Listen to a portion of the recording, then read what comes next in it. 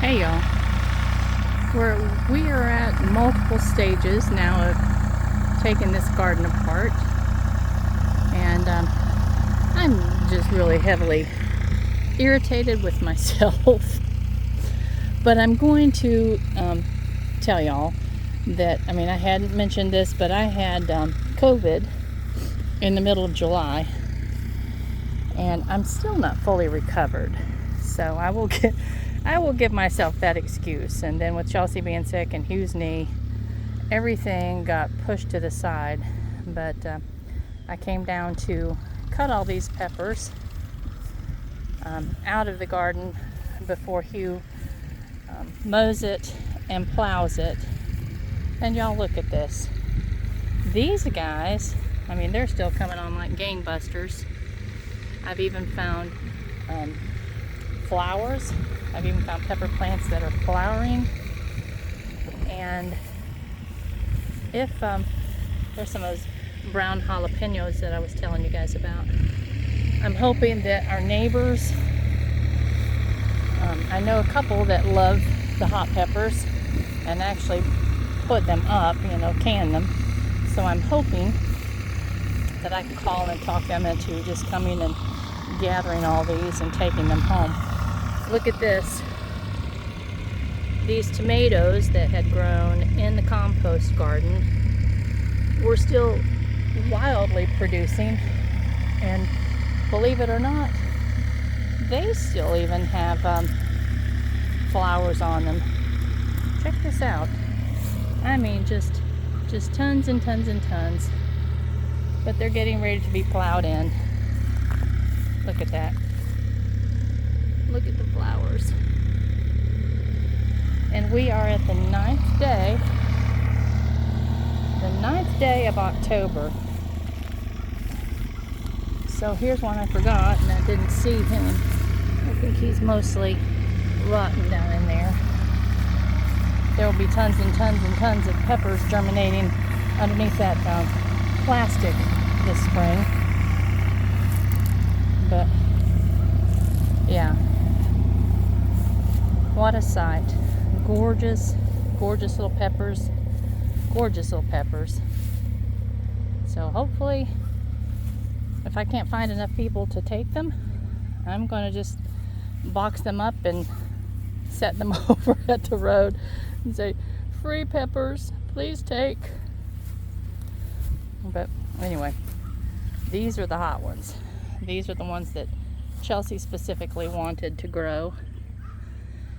And it's my understanding that they're very high on the Scoville scale. And so yeah, those are nothing that are even going in my house. She can take them down to her house if she wants to. But I can't remember the name of them. Scotch bonnets, I think.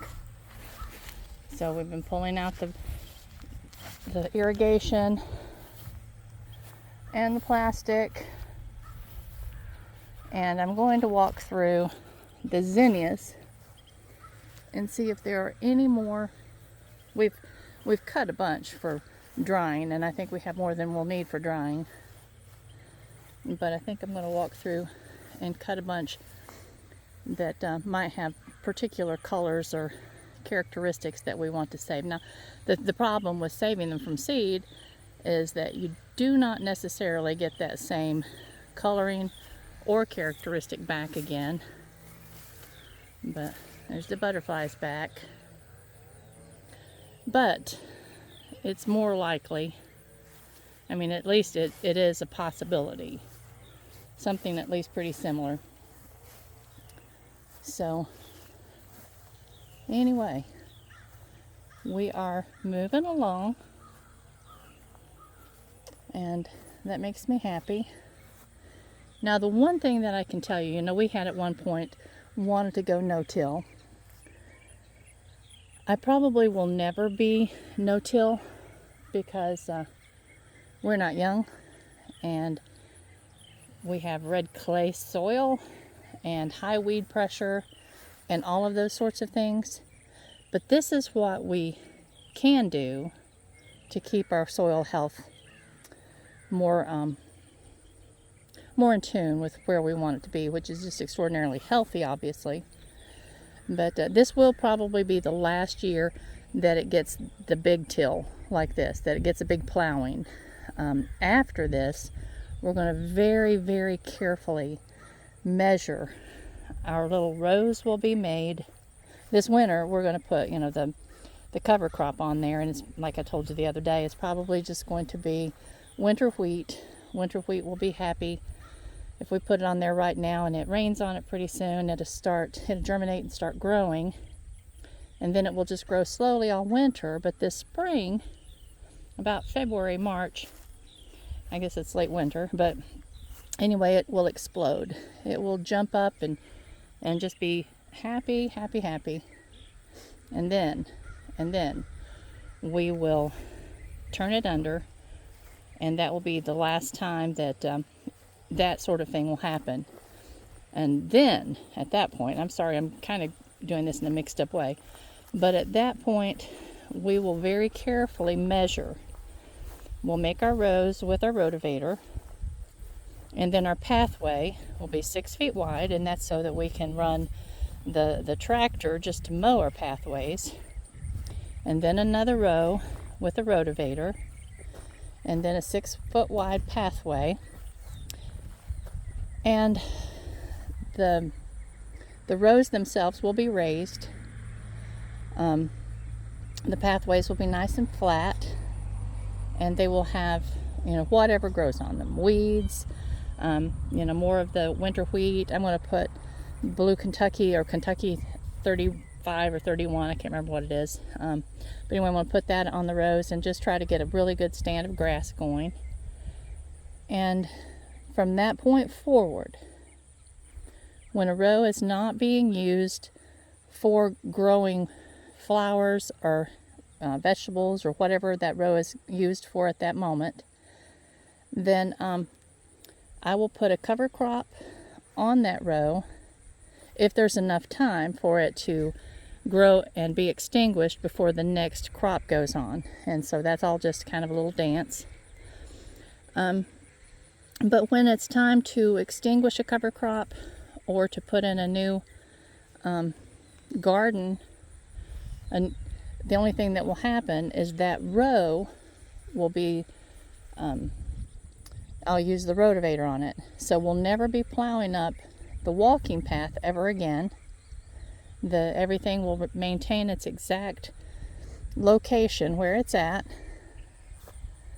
And that's going to make this a whole lot more manageable in the situation we find ourselves in now.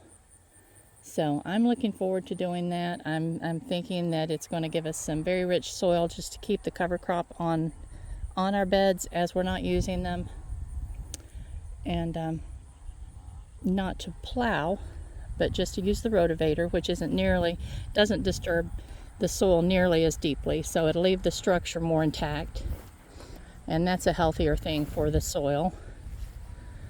But yeah, this is where we're at today, and we have close to 2 weeks. We have 2 weeks of dry weather, with the exception of one day that I think there's a possibility of like 50 some percent rain, so that may or may not happen.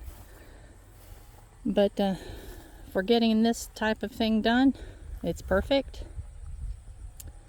And we don't have really that many things that have to be watered, a few, but it's doable just with a water hose.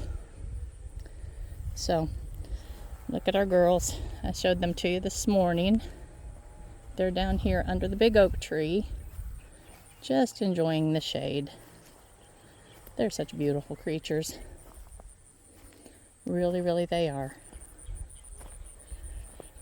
But I hope your day is as beautiful as it is here, wherever you're at in the world. It's about probably 70 degrees and slightly breezy. It's cloudy, but not rainy cloudy, just white puffs.